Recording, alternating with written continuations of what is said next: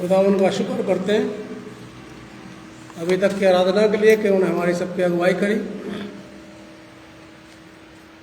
आज खुदावन कलाम से एक और पढ़ेंगे यिर्मयाह नबी की किताब, यिर्मयाह नबी की किताब उसका 12 अध्याय, यिर्मयाह उसका 12 बाब और 1 आयत से लेकर के 4 आयत तक मैं आपके सामने पढ़ रहा हूँ। यिर्मयाह 12 1 से 4। यहाँ खुदा यिर्मयाह के द्वारा मुझसे आपसे बात करके कहते हैं, अये खुदावन, अगर मैं तेरे साथ हुज्जत करूं तो तू ही सादिक ठहरेगा।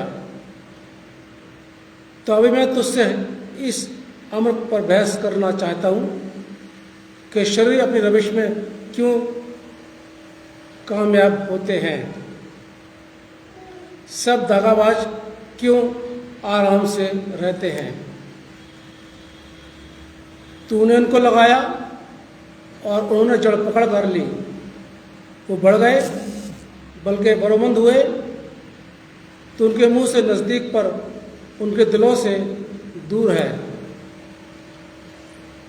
लेकिन ऐ खुदावन, तू मुझे जानता है, तूने मुझे देखा और मेरे दिल को जो तेरी तरफ है आजमाया है। तू उनको भेड़ों की मानिंद ज़बह होने के लिए खींच कर निकाल और कत्ल के दिन के उनको मखसूस कर। अहले ज़मीन की शरारत से ज़मीन कब तक मातम करे और तमाम मुल्क की रोयत की पजमुर्दा हो। चरिंदे और परिंदे गरत हो गए क्योंकि उन्होंने कहा वो हमारा अंजाम न देखेगा। खुदा अपने कलाम पर पढ़े जाने सुने जाने पर बरकत बख्शे, आमीन।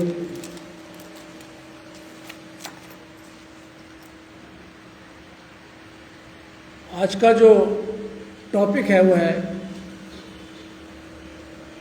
सवाल एक, दुष्ट लोग क्यों फलते हैं। और इसका जो मुख्य पद निकाले मत्ती रचित सुसमाचार उसका 25 अध्याय, मत्ती उसका 25 पद 46 जरा पढ़िए।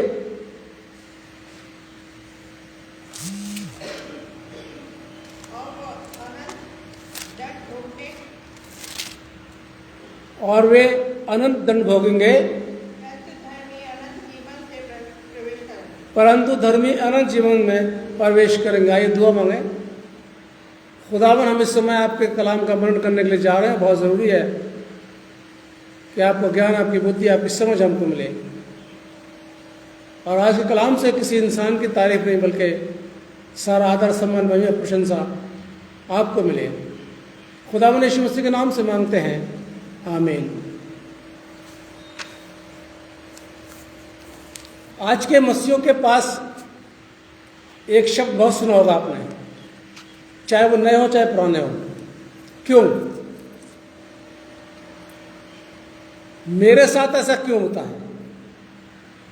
मैं तो बहुत धर्मी हूं, मैं तो खुदा की बहुत सेवा करता हूं, मैं तो चर्च में बहुत दान देता हूं। मेरे साथ ही ऐसा क्यों होता है? मेरे बच्चे सफल नहीं हो रहे, मैं सफल नहीं हो रहा, मैं बेरोजगार हूं, ऐसा क्यों होता है? पड़ोसी इतना क्यों फलवंत हो रहा है? उसके पास अच्छी नौकरी है, अच्छा घर है, अच्छा फैमिली है, मेरे पास क्यों नहीं है? ये जो क्यों शब्द है, ये आज के मसीहों के अंदर समाया हुआ है। जो पुरानी बरकतें खुदा देता है, उन बरकतों को भूल करके जो नई परेशानी आती है उसमें सवाल किया जाता क्यों। अच्छा मकान उसको मिल गया, अच्छी नौकरी मिल गई, मुझे क्यों क्यों क्यों नहीं मिला। ये सुन लेना, ये आप में से ही बोलते हैं, बहुत से मसीह लोग ऐसे ही बोलते हैं, क्यों, ऐसा क्यों हो रहा है मेरे साथ में, ऐसा क्यों हो रहा है। एक तरह से अगर देखा भी जाए तो बात सही भी है, सवाल सही भी है कि भाई एक इंसान धार्मिकता का जीवन जी रहा है, चर्च में सेवा कर रहा है, चर्च में जो देना चाहिए वो दे रहा है, किसी का बुरा नहीं कर रहा है, अपना काम ईमानदारी से कर रहा है, और फिर वो तकलीफ में है, तो वो तो वाजिब है ना खुदा से सवाल पूछे क्यों। दो पहलू हैं, एक तो हम हर बात में बोलते थे क्यों क्यों, और एक बात तो ये कि हम जब अपना अच्छा जीवन जी रहे हैं तब कष्ट आता है तब हम बोलते क्यों। और ऐसा नहीं है कि आज ही ऐसा हो रहा है, पहले से चला रहा है। यिर्मयाह के समय में भी ऐसा ही था। एक समय था जब यिर्मयाह के पास भी ये शब्द था क्यों, और उसने भी खुदा से क्यों करके पूछा था। निकालिए यिर्मयाह 12 निकालिए।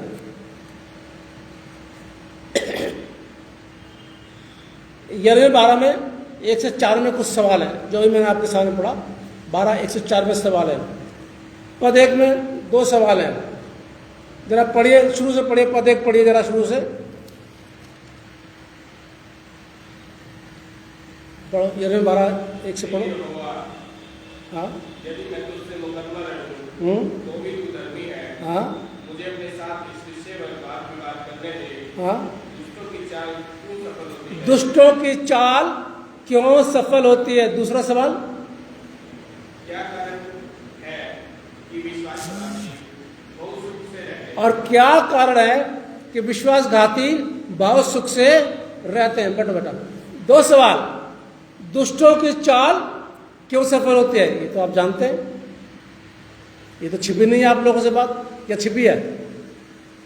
आपका पड़ोसी दुष्ट है, आपका पड़ोसी चर्च में नहीं आता, आपका पड़ोसी दुआ नहीं करता, आपका पड़ोसी लड़ाई झगड़ा करता है, आपका पड़ोसी गाली देता है, धोखा देता है, झूठ बोलता है, और फिर भी वो सफल होता है। और जो विश्वासघाती है वो भी सफल हो रहा है, वो सुख में रह रहा है। जो दुष्ट है वो अपनी योजना को पूरा करता है तो सफल हो जाती है, और जो विश्वासघात कर रहा है वो सुखी से रह रहा है। तो सवाल तो बनता है भाई, ये सवाल तो बनता है। अगर यिर्मयाह ने सवाल किया है खुदा से तो सही किया, वो देख रहा है। यिर्मयाह ने समाज को देखा, और भी सवाल है इसके अंदर लेकिन इतना ही चलेंगे। यिर्मयाह ने समाज को देखा, राजाओं को देखा, झूठे चरवाहों को देखा जो लोग गुमराह करते हैं, और वो आज भी झूठे चरवाह आपको देखने को मिल जाएंगे। ये लोग बेहतरीन भोजन खाते हैं, बेहतरीन जगहों में रहते हैं, आलिशान उनके मकान बने हुए हैं, आलिशान के पास गाड़ियां हैं। ये सब यिर्मयाह ने देखा। उसने नबियों को देखा, उसने याजकों को देखा। याजक लोग क्या करते हैं कि इंसान जो गुनाह कर रहा है उसको मना नहीं करते कि भाई तुम गुनाह मत करो, बल्कि उसको सपोर्ट करते हैं। उसने वो समय भी देखा है, यिर्मयाह की बात कर रहा हूं मैं, यिर्मयाह के समय की बात कर रहा हूं। यिर्मयाह ने नबियों को जो झूठी नबूवत करते हैं, याजकों को जो उनकी चर्च के लोग हैं वो गुनाह कर रहे हैं लेकिन वो गुनाह के इनको नहीं रोकते। आज भी आप देख लीजिए, बहुत से पादरी साहब लोग, कलीसिया में कुछ गलत होता रहता है, हिम्मत नहीं है वो टोक दें। छोटी छोटी बात है, छोटी बात बता रहा हूं। जो कन्फर्म बच्चे हैं, अगर वो बिना सर ढके बैठे हैं चर्च के अंदर, तो पादरी साहब बोल नहीं पाते हैं। जानते क्यों? क्योंकि उनके माता पिता मोटा मोटा लिफाफा देते हैं चर्च के लिए। अगर बोलेंगे तो वो बुरा माने ना माने, लेकिन माँ बाप बुरा मान जाएंगे। कोई भी गलती हो रही है, पादरी साहब नहीं टोकते, क्यों? चर्च आना बंद कर देगा। क्यों? जो चर्च में दे रहा है वो भी देना बंद कर देगा। पर यहां तो आपने देखा, यहां तो सब होता है। यहां तो जो गलत है तो गलत है, और सही है तो सही है। तो यिर्मयाह ऐसे लोगों को देख रहा है, और यिर्मयाह ऐसे लोगों के बीच में रहा, और उसने पूरे समाज को देखा, हर इंसान को बारीकी से देखा, और बारीकी से देखने के बाद में तब वो खुदा से सवाल कर रहा है, क्यों इनकी चाल क्यों सफल होती है, ये विश्वासघाती है, ये क्यों अच्छी जिंदगी जी रहे हैं। इस्राएलियों ने बहुत सी बुराइयां थी, और इतनी बुराइयों को देख करके यिर्मयाह बहुत दुखी हुआ। आज भी जो एक ईमानदार पास्टर है, जो सच्चा पास्टर है, जो अपनी सेवा बिना किसी लालच के, बिना किसी स्वार्थ के खुदा की सेवा समझ के करता है, उससे कुछ मिले या ना मिले, लेकिन वो अपना काम करता रहता है। उसका विरोध हो या ना हो, वो अपना काम करता रहता है। ऐसा पास्टर जब चर्च में और समाज में देखता है मसीहियों को, तो उसे बड़ा दुख होता है। अब वो किससे बोलेगा? यिर्मयाह ने याजकों से नहीं बोला, यिर्मयाह ने नबियों से नहीं बोला, यिर्मयाह ने झूठे चरवाहों से नहीं बोला। वो तो सीधा किससे सवाल कर रहा है? खुदा से। और एक ईमानदार पास्टर भी आज के जमाने को बता रहा हूं मैं आपको, खुदा से पूछता है, क्यों ऐसा हो रहा है? मेरे चर्च में ऐसा क्यों हो रहा है? मेरे उस कलीसिया के मेंबर के साथ में ऐसा क्यों हो रहा है? जबकि वो मेंबर अच्छा है, रेगुलर चर्च आता है, सारे काम अपना करता है, फिर उसके साथ में ऐसा क्यों हो रहा है? ये एक ईमानदार पास्टर खुदा से पूछता है, जैसे कि यिर्मयाह ने समाज को देख करके पूछा। यिर्मयाह 1 अध्याय से लेकर के और 11 अध्याय तक अगर आप लोग पढ़ेंगे तो जो बातें मैंने आपको बताई अभी, वो सारी की सारी बातें इसमें आ जाती हैं।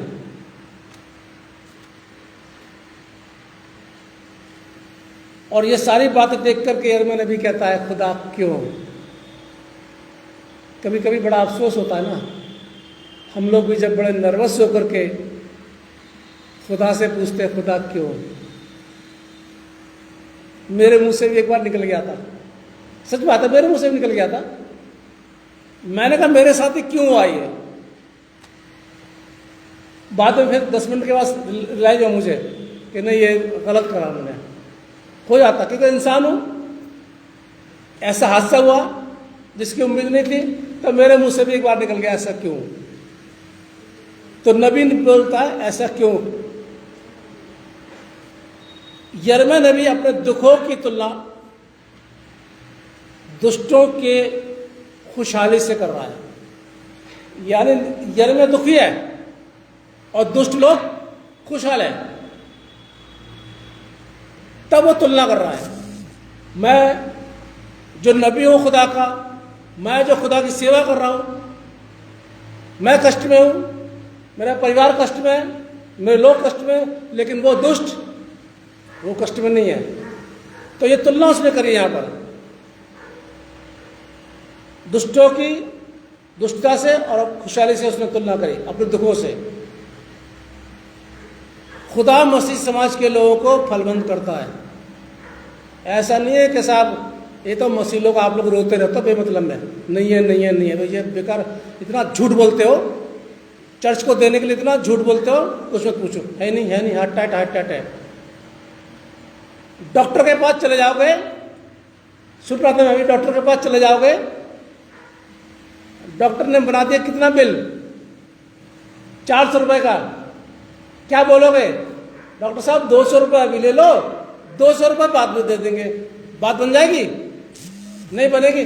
चर्च में ऐसा होता है, अभी ऐसा ले लो, अभी ऐसा हाथ टाइट है, डॉक्टर से बोल के दिखा दो हाथ टाइट है, वो ले लेगा हाथ में दवाइयाँ, कहता है भैया हाथ टाइट है तो पहले अपना हाथ सीधा कर ले फिर देना।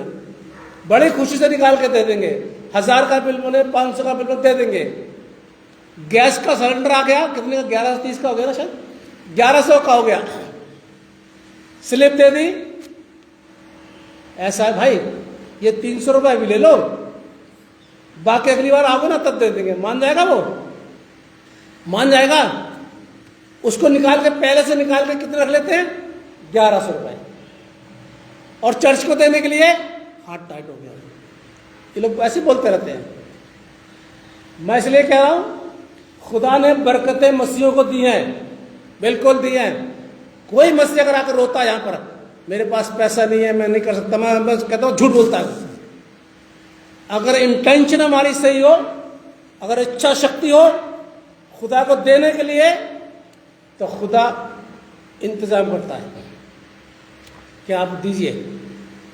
जब हमारी खुद की इच्छा शक्ति है ही नहीं तो खुदा कहां से इंतजाम करेगा। तो कोई अगर ये बोले मसीह लोग कि नहीं साहब हम फलवंत नहीं है, तो पढ़वाए तो बाइबल से आ जाओ, यिर्मयाह 12 में आ जाओ, आप आ गए। यिर्मयाह 12 का दूसरा पद पढ़ो जरा।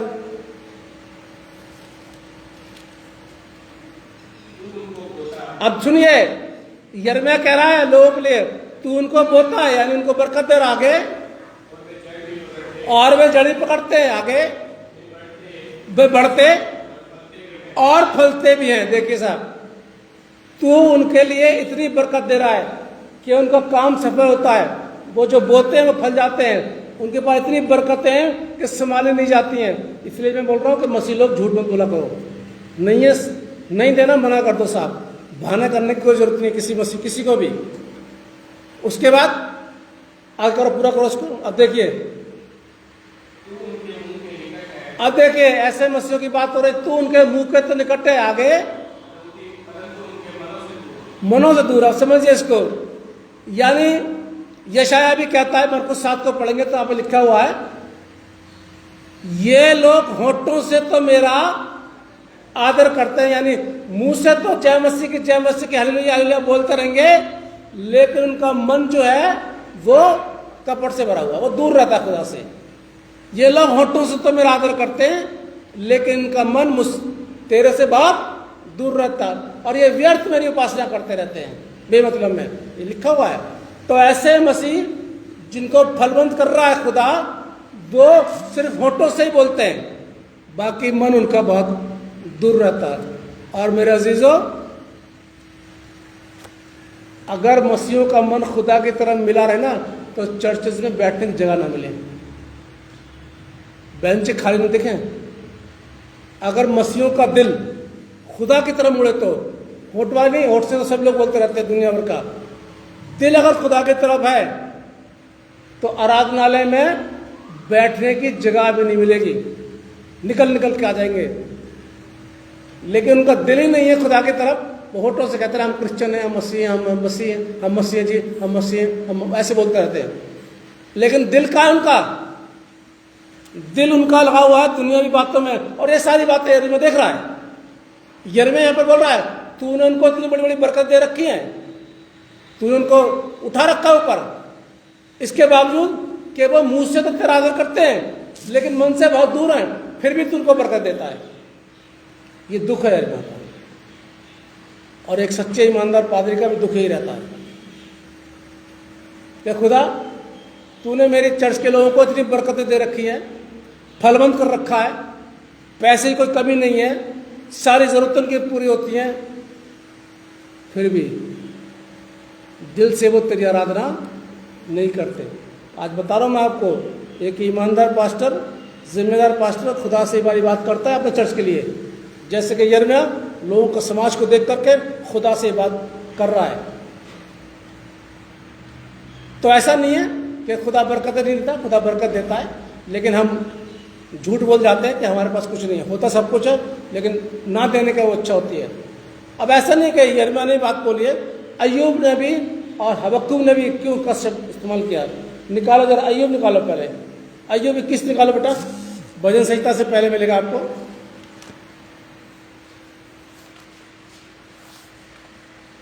अय्यूब 21 और 7 से 15 का वर्णन है, लेकिन मैं आपको 3 पद पढ़वा रहा हूं आपके सामने। अय्यूब 21 निकाल लिया, 7 पद पढ़ जरा। अब देखिए अय्यूब जो सोपर को जवाब दे रहा है, अपने दोस्त को जवाब दे रहा है, और जवाब में क्या बोलता है, पढ़ो बेटा 7 पद। क्या कारण है कि दुष्ट लोग जीवित रहते हैं? क्या कारण है कि दुष्ट लोग जीवित रहते हैं? ये भी दुखी से बोल रहा है, ये भी जवाब दे रहा है, अंदर हृदय भी इसके दुखा हुआ, आगे वरन बूढ़े हो जाते हैं, मतलब इतने जीते हैं कि 100 साल भी पार कर जाते हैं आगे, और उनका धन गलत तो नहीं आजकल के समाज में? आजकल यही हो रहा है, पड़ोस में उठा के देख लीजिए, आजकल यही हो रहा है। क्या कारण है? अय्यूब खुदा से बात कर रहा है, क्या कारण है? खुदा वो बढ़ रहा है, इतना बढ़ रहा है कि बूढ़ा भी हो गया और उनका धन भी बढ़ता जा रहा है। तू बता दे क्या रीजन है? 8 पद। और उनकी संतान उनके संग, और उनके बाल बच्चे उनकी आंखों के सामने बने रहते हैं। ये माता पिता के लिए बड़े सौभाग्य की बात होती है कि उनकी औलाद उनकी आंखों के सामने रहे। पर आजकल हकीकत बता दूं, आजकल वीजा लग गया बाहर सीधे कहाँ रहेंगे सामने। अब वो तो वीडियो कॉल कर लो, देख लो, थोड़ा सा चेहरा पता चल जाता है। लेकिन वो बाप बड़े सौभाग्य होते हैं कि उनकी औलाद, उनके बच्चे, बाल बच्चे उनकी आंखों के सामने। दिन भर कहीं भी जा रहे हैं, नौकरी कर रहे हैं, शाम को घर में आ रहे हैं, और शाम को घर में आकर के एक साथ बैठे हुए हैं। हाँ, वो बात अलग है, कुछ ट्रांसफर वाले लोग होते हैं, कुछ ऐसे होते हैं जहाँ पे उनको जाना पड़ता है तो अपने परिवार को छोड़ देते हैं, लेकिन इतने दूर नहीं रहते कि आना जाना ना हो। आगे भाई 9 पद। उनके घर में कोई खौफ नहीं होता है, बिना डर के खुशहाली रहती है। आगे और खुदा की डांट उन पर नहीं पड़ती। ये अय्यूब की पीड़ा है, ये अय्यूब का दुख है। अय्यूब के साथ बीता है ना, बेचारा अय्यूब कितना परेशान है ना, इस समय फोड़े में बैठा हुआ खुजला रहा है, तब बात हो रही है, और ये दोस्त लोग भी आकर उसको और कुछ बातें कर रहे हैं, तभी तो बोल रहा है वो, तभी तो उसकी पीड़ा अंदर से निकल रही है कि तू उनको नहीं डांटता। वो फलवंत हो रहे हैं, उनके बच्चे फलवंत हो रहे हैं, वो सारा उम्र उनकी बढ़ रही है, बुढ़ापा हो जाता है, घर बार उनके बहुत अच्छे हैं, फिर भी तेरी डांट उन पर नहीं पड़ती। ये आप लोगों की पीड़ा भी निकलती होगी कभी न कभी, जब आप देखते होंगे अपने पड़ोसी को। आगे बढ़ा पूरा होगी, बस ठीक है। तो ये अय्यूब ने अपना दुख प्रकट किया। अब आ जाइए हबक्कुक पे, पेज नंबर 1087 निकालो। ये छोटा नबी है इसलिए मैंने आपको बता दिया। पेज नंबर 1087 निकालिए, हबक्कुक, और ये पहला इसका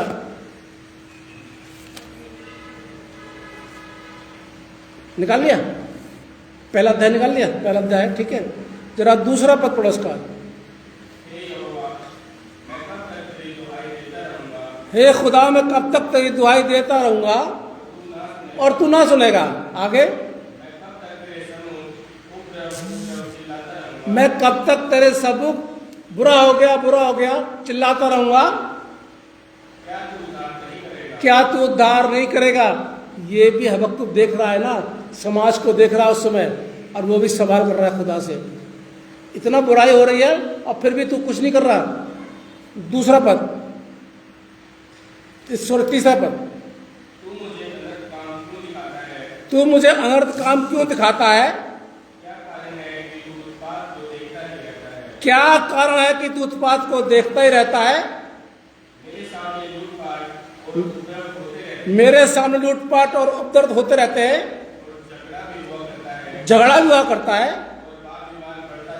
बात बढ़ता जाता है।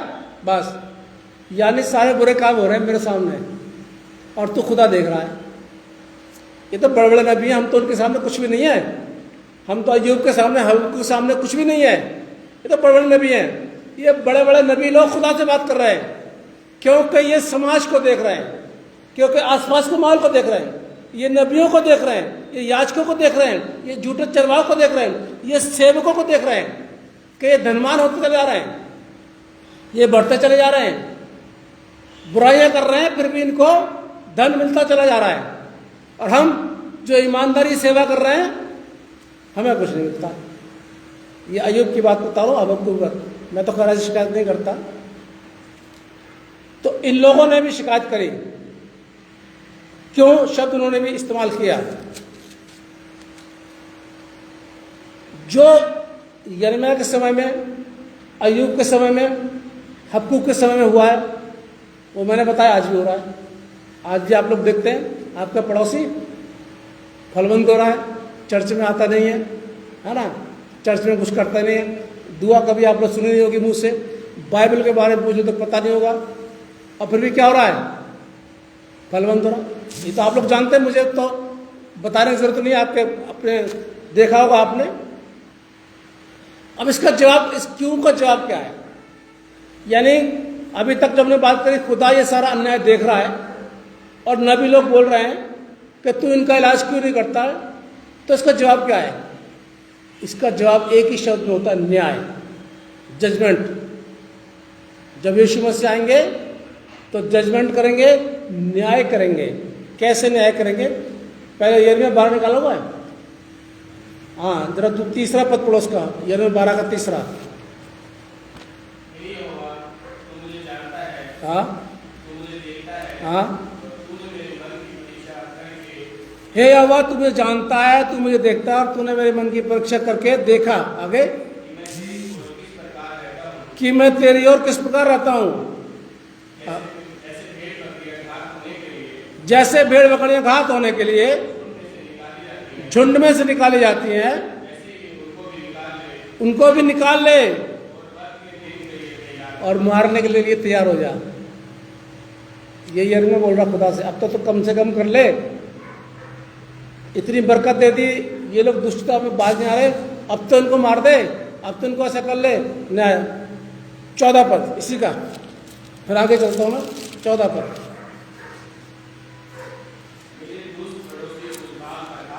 मेरे दुष्ट पड़ोसी उस भाग पर हाथ लगाते हैं जिसका भागी मैंने अपनी प्रजा इस्राएल को बनाया है। उनके विषय यहोवा यूं कहता है, मैं उनको उनके भूमि में से उखाड़ डालूंगा और यहूदा घराने को भी खत्म कर दूंगा, नाश कर दूंगा। ये न्याय। ऐसा नहीं है कि अगर वो फलवंत हो रहे, दुष्टता से फलवंत हो रहे तो कुछ होगा नहीं। वो क्या कहते हैं, खुदा के यहाँ देर है, और दूसरी बात उसकी लाठी में। इसलिए आप लोग परेशान मत होइए। अगर आपका पड़ोसी दुष्ट है, दुष्टता कर रहा है और वो फलवंत हो रहा है, तो टेंशन मत आइए, क्योंकि न्याय होगा और ऐसे ही मारा जाएगा। 17 पद इसी का करो पूरा। परंतु यदि वे ना माने तो मैं उस जाति को ऐसा फाड़ूंगा फिर कभी ना पनपेगी। खुदा यही कह रहा है। अगर इन लोगों ने मेरी बात नहीं मानी, खुदा कह रहा है, अगर ये लोग नहीं सुधरे तो मैं इनकी हस्ती मिटा दूंगा। बिल्कुल ऐसा नहीं है कि खुदा बुराई देख रहा है तो आंख बंद करके बैठा है, होने दे रहा है। होने दे रहा है, कोई रीजन होता है उसका, होने दे रहा है। लेकिन वो क्या बोल रहा है, अगर ये नहीं सुधरे तो मैं इनकी हस्ती मिटा दूंगा। और आज भी मस्जिद समाज के लोगों, अगर दुष्टता का जीवन हम जी रहे हैं तो सुधर जाए, क्योंकि न्याय आएगा और न्याय के बाद फिर बड़ा मुश्किल हो जाएगा। आ जाओ भाई,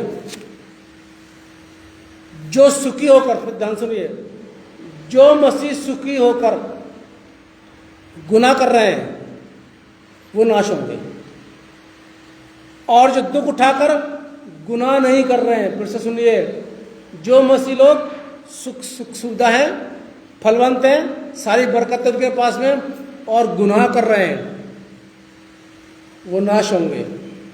और जो दुख उठा रहे हैं मसीह लोग, जिनके पास कुछ नहीं, लिमिटेड ही है, उनको अनंत जीवन मिलेगा। मैं सच्ची बता देता हूँ। लूका 16 निकाल लीजिए, आ जाइए लूका 16 में आ जाइए।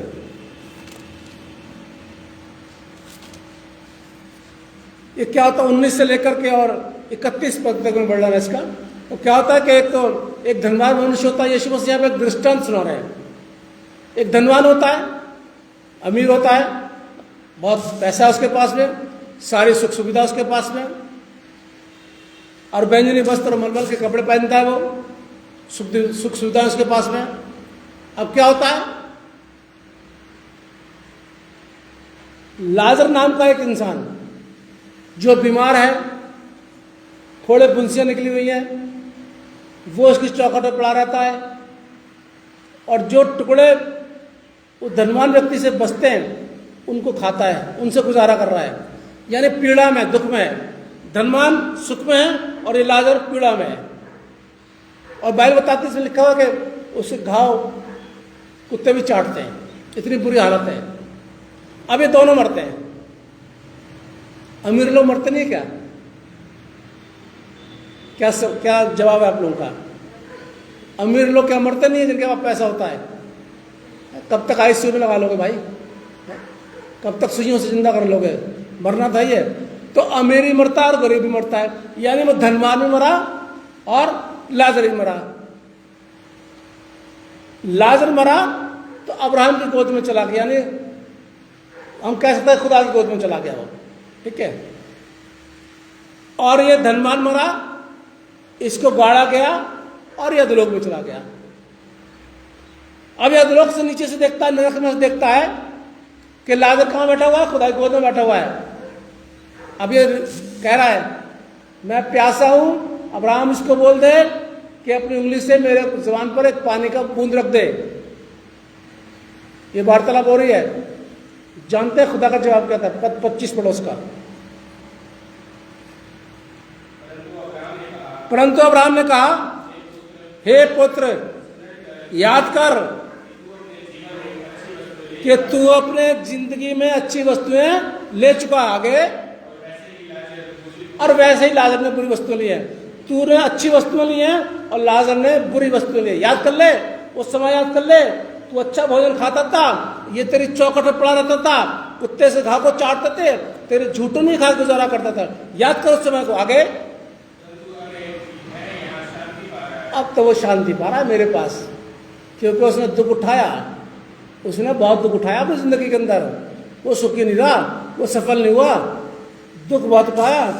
अब वो मेरे पास बिल्कुल शांति पा रहा। आगे, और तू तड़प रहा है। तो यदि आज हम दुखी हैं तो याद रखिए खुदा के पास हमारे लिए बहुत बड़ी बड़ी बरकतें हैं। और जो धनवानों के चेहरे गुनाह कर रहे करने दीजिए, उनकी परवाह मत करिए, उनको मत देखिए। न्याय तो होगा ही होगा इनका। उसके बाद में मत्ती 25 निकालिए। अब देखिए साहब यीशु मसीह क्या कहेंगे। मत्ती 25 निकालिए।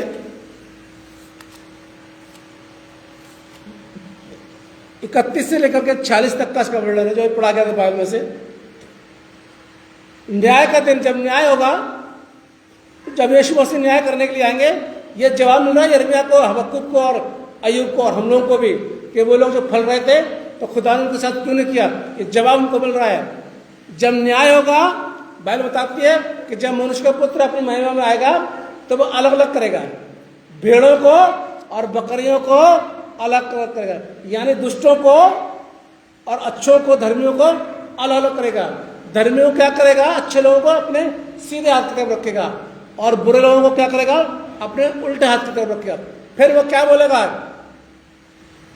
अपने सीधे हाथ वालों से, धर्मियों से क्या बोलेगा? 35 पद पढ़ो भाई जरा। यीशु मसीह कहेंगे मैं भूखा था और तुमने मुझे खाने को दिया। आगे, मैं प्यासा था, तुमने मुझे पानी पिलाया।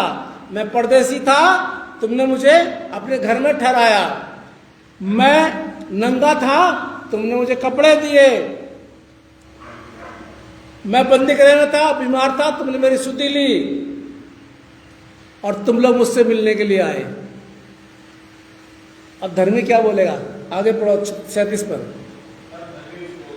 तब धर्मी उत्तर देंगे,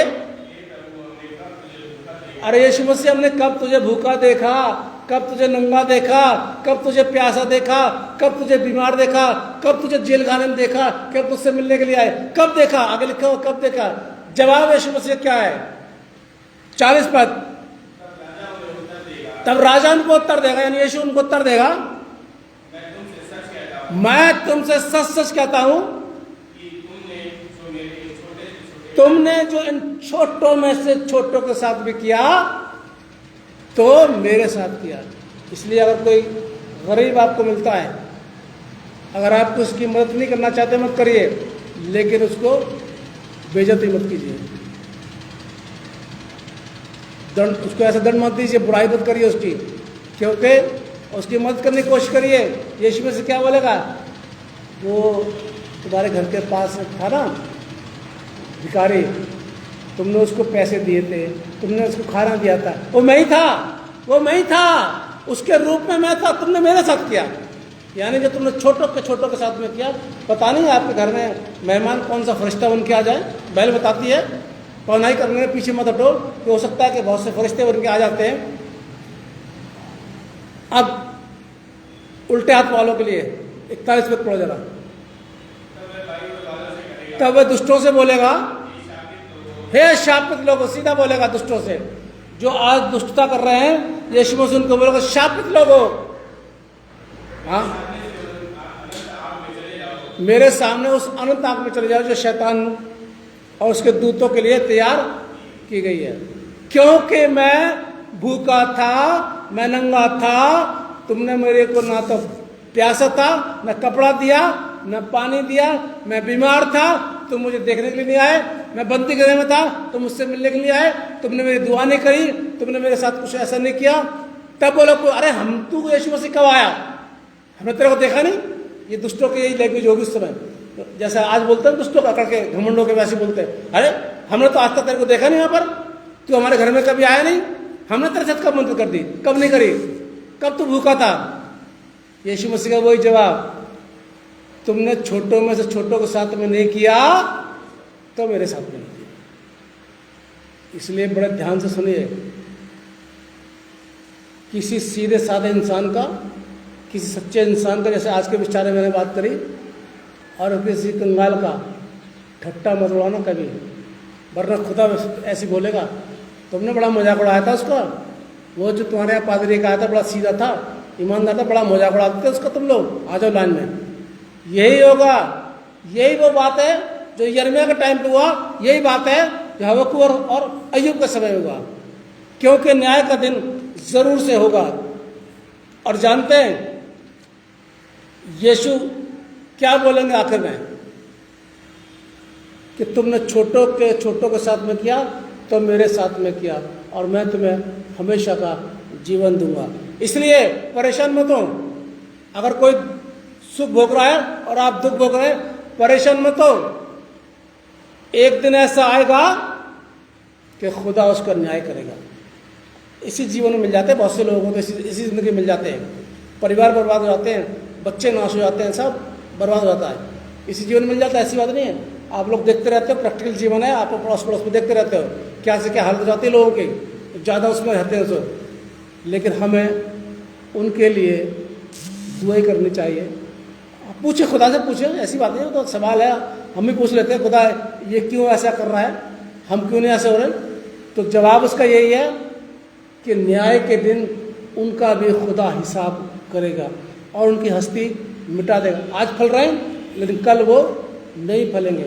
इसलिए जिसके कान है वो सुन ले खुदा का कलाम मसीहों से क्या कहता है। दुष्ट हमेशा दुख उठाएगा और धर्मी हमेशा सुखी होगा। खुदा हम सबको बहुत बड़ी बरकत दे।